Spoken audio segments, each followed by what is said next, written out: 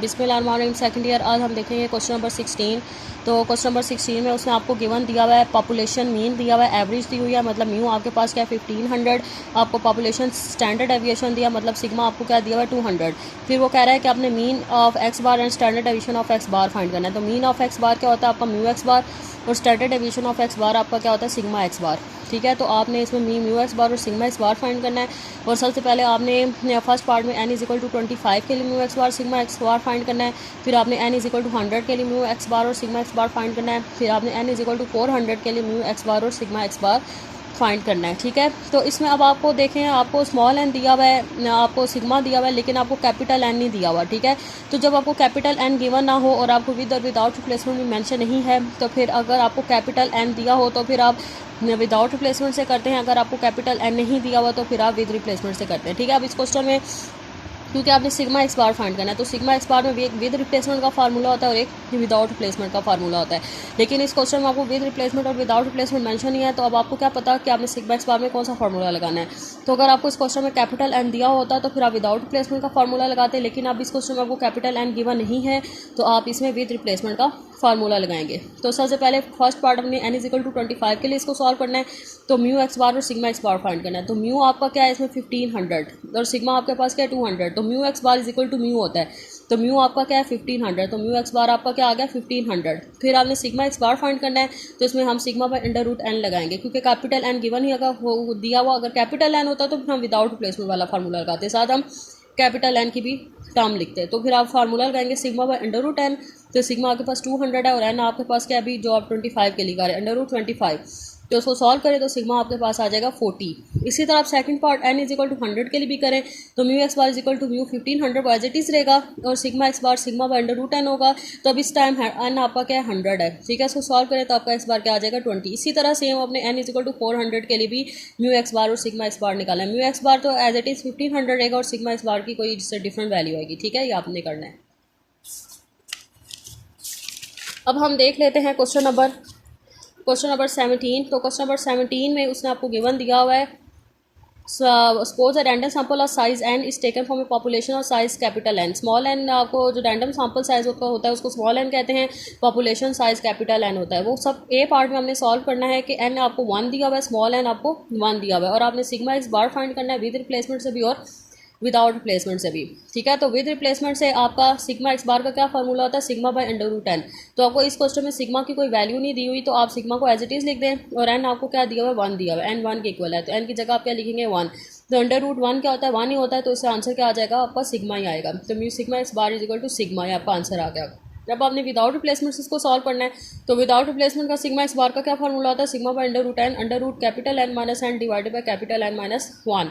तो एन आपके एन की जगह आप क्या पुट करेंगे 1। तो कैपिटल एन को भी कोई वैल्यू आपको नहीं दी, तो capital n as it is रहेगा, और एन की जगह आप क्या लिखेंगे 1, और ये भी एज इट इज रहेगा एन माइनस 1। तो ये आपस में कैंसिल हो जाएगा, तो पीछे आपकी जब कैंसिल होगा पीछे 1 बच जाएगा अंडर रूट 1, और अंडर रूट 1 अंडर रूट 1 आपस में कैंसिल हो गए, पीछे क्या आपके पास आ गया सिग्मा। तो इसका भी सिग्मा एक्स बार, ये भी क्या आ गया सिग्मा। अब आपने बी पार्ट फाइंड करना है कि आपका स्मॉल एन आपको कैपिटल एन के इक्वल दिया है। स्मॉल एन किसके इक्वल है कैपिटल एन के, और आपने सिग्मा एक्स बार फाइंड करना है विदाउट रिप्लेसमेंट से। ठीक है, तो आपने सिग्मा एक्स बार ये विदाउट रिप्लेसमेंट का फार्मूला है, तो सिग्मा को एज इट इज लिखें क्योंकि सिग्मा की कोई वैल्यू नहीं दी हुई। स्मॉल एन किसके इक्वल है कैपिटल एन के, तो कैपिटल एन को एज इट इज लिखेंगे, और स्मॉल एन की जगह हम क्या लिखेंगे कैपिटल एन, और divided by capital N minus 1। तो capital N minus capital n फिर क्या आ जाएगा 0। तो 0 से जब डिवाइड होगा तो ये टर्म क्या आ जाएगी 0 होगी, और जब 0 इसके साथ मल्टीप्लाई होगा तो आंसर क्या आ जाएगा 0। तो सिग्मा एक्स बार इसमें क्या आ गया 0। अब हम देख लेते हैं अपना नेक्स्ट टॉपिक नंबर 2। आपने फर्स्ट टॉपिक पर क्या पढ़ा था सामनिक डिस्ट्रीब्यूशन ऑफ मीन। आपने सामनिक डिस्ट्रीब्यूशन ऑफ मीन के क्वेश्चंस किए थे, जिसमें हमने म्यू एक्स बार और mu sigma square mu x bar और म्यू एक्स बार और फाइंड किया था, और आपने सिग्मा एक्स बार स्केयर और सिग्मा एक्स बार फाइंड किया था। ठीक है, उसमें आपने विद और विदाउट रिप्लेसमेंट के फार्मूला देखे थे आपने। तो अब आप पढ़ेंगे सामनी डिस्ट्रीब्यूशन ऑफ वेरिएंस, ये आप कैपिटल एस स्केयर से भी इसको देखेंगे और स्मॉल एस स्केयर से भी आप इसको देखेंगे। ठीक है, सामनी डिस्ट्रीब्यूशन ऑफ वेरिएंस में आप पढ़ेंगे कैपिटल एस स्केयर से और स्मॉल एस स्केयर से। तो इसमें आप फाइंड करेंगे म्यू कैपिटल एस स्केयर या म्यू स्मॉल एस स्केयर। ठीक है, तो इसको हम इस तरह भी लिख सकते हैं expectation of capital S square, इस तरीके से भी लिख सकते हैं, और इसको हम ऐसे भी लिख सकते हैं म्यू स्मॉल एस स्क्वायर। जब आप सैम्पलिंग डिस्ट्रीब्यूशन ऑफ मीन के क्वेश्चंस करते थे तो आप म्यू यहाँ पे एक्स बार लिखते थे। ये एक्स बार किसको यहाँ डिनोट करता था? सैम्पलिंग डिस्ट्रीब्यूशन ऑफ मीन को रिप्रेजेंट करता था। लेकिन अब आप सैम्पलिंग डिस्ट्रीब्यूशन ऑफ वेरियंस से करें तो वेरियंस जब करेंगे तो फिर आप यहाँ पे क्या लिखेंगे? स्मॉल एस स्क्वायर लिखेंगे, ठीक है। जब आप म्यू एक्स बार लिखते थे, म्यू एक्स बार, तो एक्स बार जब आप लिखते थे वो सिर्फ आपको पता चलता था कि आप सैम्पलिंग डिस्ट्रीब्यूशन ऑफ मीन से कर रहे हैं। लेकिन जब आप यहाँ पे एस स्क्वायर लिखेंगे तो उसका क्या मतलब है कि आप सैम्पलिंग डिस्ट्रीब्यूशन ऑफ वेरियंस से कर रहे हैं। जब आप म्यू यहाँ पे पी लिखेंगे तो फिर क्या मतलब बनेगा? आपकी सैम्पलिंग डिस्ट्रीब्यूशन ऑफ प्रोपोर्शन से करें, ठीक है। आपने इसमें 4-5 टॉपिक पढ़ने, sampling distribution of mean, sampling distribution of variance, sampling distribution of difference mean, sampling distribution of proportion and sampling distribution of difference proportion, ठीक है। तो अब आपने सैम्पलिंग डिस्ट्रीब्यूशन ऑफ वेरियंस पढ़ने हैं तो इसकी नोटेशन क्या होगी? म्यू कैपिटल एस स्क्वायर या म्यू स्मॉल एस स्क्वायर, और इसको हम इस तरह से लिख सकते हैं, इस notation of capital s square, ठीक है। दोनों तरीक़ों से, या तो इस तरीके से भी लिख सकते हैं या तो इसको हम इस तरीके से भी लिखते हैं। और इसका मतलब क्या होता है कि ये mean of sampling distribution of variance है, ठीक है। सैम्पलिंग डिस्ट्रीब्यूशन ऑफ वेरियंस में जस्ट आपने mean of sampling distribution of variance find करना है, ठीक है। Mean of sampling distribution of variance इसमें फाइंड करना, आपने जस्ट इसमें म्यू एक्स स्क्वायर फाइंड करना और इसके प्रूव करना है, ठीक है। तो सबसे पहले आप इसके फार्मूलाज देख लें कि कैपिटल एस स्क्वायर का विद रिप्लेसमेंट और विदाउट रिप्लेसमेंट से क्या फार्मूला है, और स्मॉल एस स्क्वायर का विद रिप्लेसमेंट और विदाउट रिप्लेसमेंट से क्या फार्मूला है। ये क्वेश्चन में आपको गिवन दिया होता है कैपिटल एस स्क्वायर से करना है या स्मॉल एस स्क्वायर से करना है, ठीक है। अगर आपको क्वेश्चन में गिवन नहीं दिया हुआ, जस्ट कहा हुआ है कि सैम्पलिंग डिस्ट्रीब्यूशन ऑफ वेरियंस से करें, ठीक है, सैम्पलिंग डिस्ट्रीब्यूशन ऑफ वेरियंस करें, तो फिर आप हमेशा कैपिटल एस स्क्वायर से करते हैं, ठीक है। अगर आपको क्वेश्चन में गिवन हो के गिवन होता है कि कैपिटल एस स्क्वायर से करें या स्मॉल एस स्क्वायर से करें, अगर गिवन नहीं हो, जस्ट ये कहो कि सैम्पलिंग डिस्ट्रीब्यूशन ऑफ वेरियंस करें, तो फिर आप हमेशा कैपिटल एस स्क्वायर से ही करते हैं इसको। तो कैपिटल एस स्क्वायर का विद रिप्लेसमेंट, अगर कैपिटल एस स्क्वायर गिवन हो तो उसका जो विद रिप्लेसमेंट है म्यू एस स्क्वायर किसके इक्वल होता है?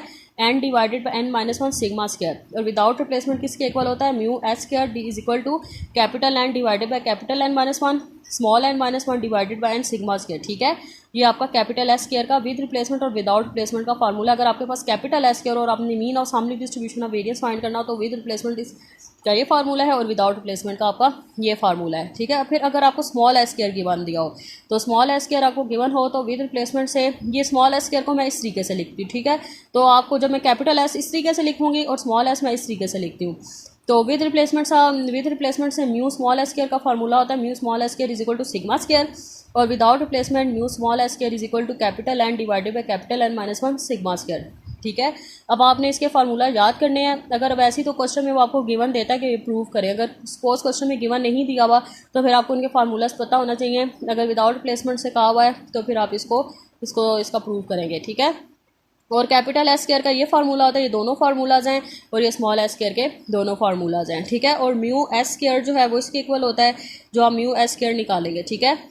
जिस तरह आप ये mu s square left hand side निकालेंगे ना, इसकी फिर राइट हैंड साइड निकालेंगे, दोनों को प्रूव करेंगे, तो जो इसकी left hand side mu s square वो इसके इक्वल होगा summation F S square divided by summation F. और जब एस स्क्वायर होगा तो यहाँ कैपिटल एस होगा तो कैपिटल एस लगाएंगे, स्मॉल एस होगा तो स्मॉल एस लगाएंगे, और सिग्मा स्क्वायर का वही एज इट इज़ फार्मूला है, ठीक है, जो हम पीछे भी इसको यूज़ करते थे।